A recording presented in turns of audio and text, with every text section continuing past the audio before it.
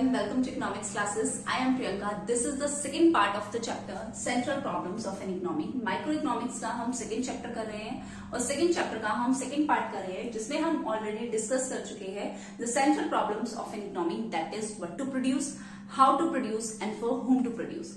Now we are going to discuss the solutions of central problem in different economy. हमने ये तो बोला कि हमारी इकोनॉमी में ये central problem है, लेकिन अब हर एक इकोनॉमी के हिसाब से whether it is a mixed economy, whether it is a private economy और मार्केट इकोनॉमी, और whether it is a centralised और सोशलिस्ट इकोनॉमी, सो उन इकोनॉमीज के हिसाब से हम इन सेंट्रल प्रॉब्लम्स को क्या करेंगे, सॉल्व करेंगे. तो सबसे पहले अगर हम बात करते हैं सोशलिस्ट इकोनॉमी की, तो सोशलिस्ट इकोनॉमी कौन सी इकोनॉमी होती है, in which most of the resources are in the hands of the government, जहां पे गवर्नमेंट के हाथ में मोस्ट ऑफ द रिसोर्सेज होते हैं and they are doing for the social welfare, और वो ये सब किसके लिए कर रहे हैं, सोशल वेलफेयर के लिए कर रहे हैं. तो सोशलिस्ट इकोनॉमी में हमारी जो पहली प्रॉब्लम है that is what to produce. What to produce की हमारी पहली प्रॉब्लम कैसे सॉल्व होगी, लाइक अब सोशलिस्ट इकोनॉमी क्या चाहेगी, गवर्नमेंट क्या चाहेगी कि कौन से गुड्स जो है वो प्रोड्यूस हो, कंज्यूमर गुड्स हो, कैपिटल गुड्स हो. तो हमेशा गवर्नमेंट ये चाहेगी कि ऐसे गुड्स प्रोड्यूस हो जिनकी वैल्यू मार्केट में कम हो ताकि इजिली अवेलेबल हो टू द कंज्यूमर्स. ठीक है, how much to produce according to the requirement. Second हमारी यहाँ पे ये प्रॉब्लम थी कि हम हाउ मच टू प्रोड्यूस, हम कितना प्रोड्यूस करें. तो according to the requirement of the population government decide करेगी कि वो कितना प्रोड्यूस कर रही है. डिसीजन कौन लेगा, गवर्नमेंट लेगी. तो सोशलिस्ट इकोनॉमी में वो गुड्स एंड सर्विसेज प्रोड्यूस होंगे जो गुड्स एंड सर्विसेज क्या कर रही है, मैक्सिमम सोशल वेलफेयर कर रही है, जिनकी वैल्यू कम है, जो इजिली अवेलेबल होंगे सोसाइटी को. ठीक है, सोशलिस्ट इकोनॉमी में. नेक्स्ट है हमारी व्हाट टू प्रोड्यूस की हमारी प्रॉब्लम सॉल्व होगी सोशलिस्ट में. नेक्स्ट है हमारी हाउ टू प्रोड्यूस. गवर्नमेंट हमेशा ये चाहेगी कि वो ऐसी टेक्नोलॉजी को यूज करे जिससे इक्विटेबल डिस्ट्रीब्यूशन ऑफ इनकम हो. हाउ टू प्रोड्यूस में हमारे पास दो टेक्नोलॉजी थी, एक थी लेबर टेक्नोलॉजी, लेबर इंटेंसिव, और दूसरी थी हमारे पास कैपिटल इंटेंसिव. तो गवर्नमेंट क्या चाहेगी कि वो ज्यादा से ज्यादा लेबर इंटेंसिव टेक्निक का यूज करे ताकि इकोनॉमी में क्या इंक्रीज हो, एम्प्लॉयमेंट लेवल जो है इकोनॉमी का क्या हो जाए, इंक्रीज हो जाए.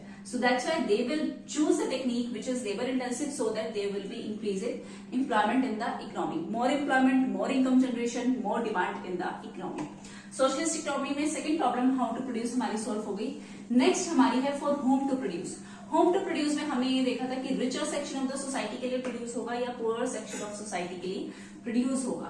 तो होम टू प्रोड्यूस में हमारे लिए सबसे बेसिक चीज आएगी कि हम प्रोड्यूस करना चाहेंगे mostly for the poorer section of society. Government जो है पुअरर सेक्शन ऑफ सोसाइटी की बेसिक नीड्स को फुलफिल करने में ही चाहेगी कि उन्हीं की नीड्स को, उन्हीं के लिए ही गुड्स एंड सर्विसेज क्या हो, प्रोड्यूस हो. तो इन सोशलिस्ट इकोनॉमी हमारी तीनों प्रॉब्लम सॉल्व हो गई, व्हाट टू प्रोड्यूस की, हाउ टू प्रोड्यूस की and for whom to produce की. नेक्स्ट हमारे सामने दूसरी इकोनॉमी आती है मार्केट इकोनॉमी, या फिर हम उसे कहते हैं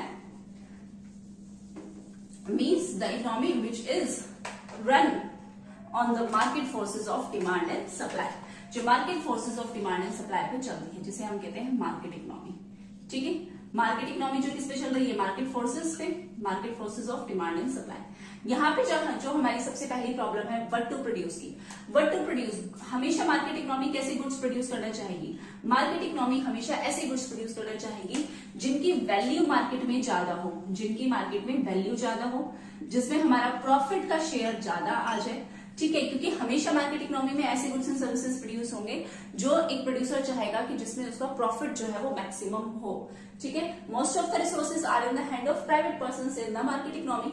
सो only what goods and services are produced, those goods and services are produced that have the high value in the market, that have the more profit in the market. जिनकी market में ज्यादा demand है, जो ज्यादा profit दे रहे हैं producer को, वो गुड्स एंड सर्विसेज क्या होंगे, प्रोड्यूस होंगे.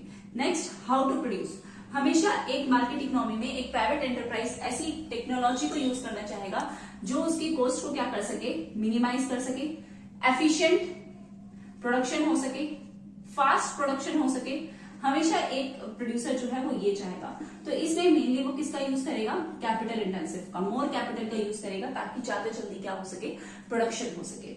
How to produce, for whom to produce में क्या होगा, होम टू प्रोड्यूस में हमेशा कौन से गुड्स किन के लिए प्रोड्यूस होंगे, रिचर सेक्शन और poor section. Obviously in the market economy mostly the goods are produce for the richer section of the society. हमेशा ये सोसाइटी मेनली किन के लिए प्रोड्यूस प्रोड्यूस करेगी, रिचर सेक्शन ऑफ सोसाइटी के लिए प्रोड्यूस करेगी।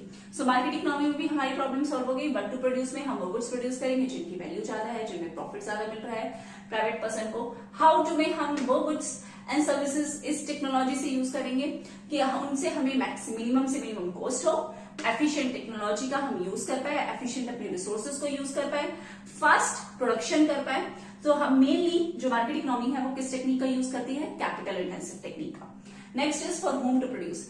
हमारे पास दो सेक्शन है सोसाइटी की, तो रिचर सेक्शन, एक poor section. Mainly market economy में किस सेक्शन के लिए प्रोड्यूस होगा, for the richer section of the society. Next है हमारी mixed economy. Mixed economy means the resources are in the hands of private person plus the government. The private are earning the profit plus the government is doing the social welfare, and we have the best example of mixed economy is India. India में आपके पास दोनों है, government भी है और private भी है, दोनों अपना काम कर रहे हैं। प्राइवेट है वो प्रॉफिट अर्न कर रहा है, गवर्नमेंट जो है वो सोशल वेलफेयर कर रही है। तो सबसे पहले हमारे सामने क्वेश्चन आता है what to produce. What to produce में कौन से गुड्स एंड सर्विसेज प्रोड्यूस होंगे। व्हाट टू प्रोड्यूस में हमारे लिए वो गुड्स एंड सर्विसेज प्रोड्यूस होंगे पहली जो प्राइवेट को क्या दे रहे हैं, प्रॉफिट दे रहे हैं, मींस मोर एंड मोर वो consumer goods, capital goods produce करेंगे, ठीक है। और यहाँ पे गवर्नमेंट कौन से गुड्स प्रोड्यूस करना चाहेगी, जो एक नॉर्मल इंसान की बेसिक नेसेसिटीज को भी क्या कर सके, फुलफिल कर सके। मींस मेनली यहाँ पे गवर्नमेंट का ऑब्जेक्टिव होगा growth with social justice, growth with social justice. They want कि इकोनॉमी में क्या बनी रहे, ग्रोथ भी बनी रहे, प्लस इकोनॉमी में क्या रहे, सोशल जस्टिस भी मेंटेन रहे, ठीक है। नेक्स्ट हमारे सामने क्वेश्चन आता है हाउ टू प्रोड्यूस। हमेशा एक ऐसी टेक्नोलॉजी का यूज होगा जो हमें मिनिमम कॉस्ट दे। तो मेनली जो प्राइवेट होंगे वो कैपिटल का यूज करेंगे, जो सोशलिस्ट होंगे, जो गवर्नमेंट होगी मेनली वो किसका यूज करना चाहेगी, वो लेबर इंटेंसिव का यूज करना चाहेगी, ताकि ज्यादा से ज्यादा एम्प्लॉयमेंट जो है वो इंक्रीज हो सके, ठीक है। What to produce, how to produce, and next हमारी प्रॉब्लम है for whom to produce. Mixed economy में दोनों ही सेक्शन ऑफ सोसाइटी के लिए प्रोड्यूस होंगे। For the richer of section of the society जो एक प्राइवेट पर्सन प्रोड्यूस करेगा, for the poor section of society through the BPL cards, through the PDS system, government इन poor section of society को भी क्या देगी, basic necessities provide करेगी। So solution of central problem में हमें पता चल गया कि हमारे पास तीन इकोनॉमी है, market, socialist and mixed economy, और तीनों ही इकोनॉमी में हमने सॉल्यूशन भी देख लिया। व्हाट टू प्रोड्यूस को कैसे सॉल्व करेंगे, हाउ टू प्रोड्यूस को कैसे सॉल्व करेंगे, और होम टू प्रोड्यूस को हम कैसे सॉल्व करेंगे। नेक्स्ट हमारा जो पॉइंट है वो इसमें है पीपीसी का। What is PPC, production possibility curve क्या है।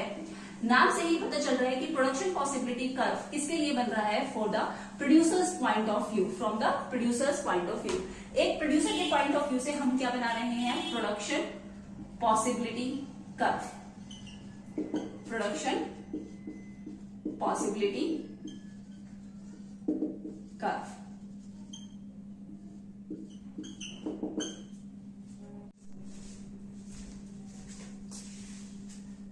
Yes, so production possibility curve का क्या मतलब है। प्रोडक्शन पॉसिबिलिटी कर्व का मतलब है, पहली बात तो ये कि प्रोडक्शन पॉसिबिलिटी कर्व किसके पॉइंट ऑफ व्यू से आप बना रहे हो, ये बना रहे हो आप प्रोड्यूसर के पॉइंट ऑफ व्यू से।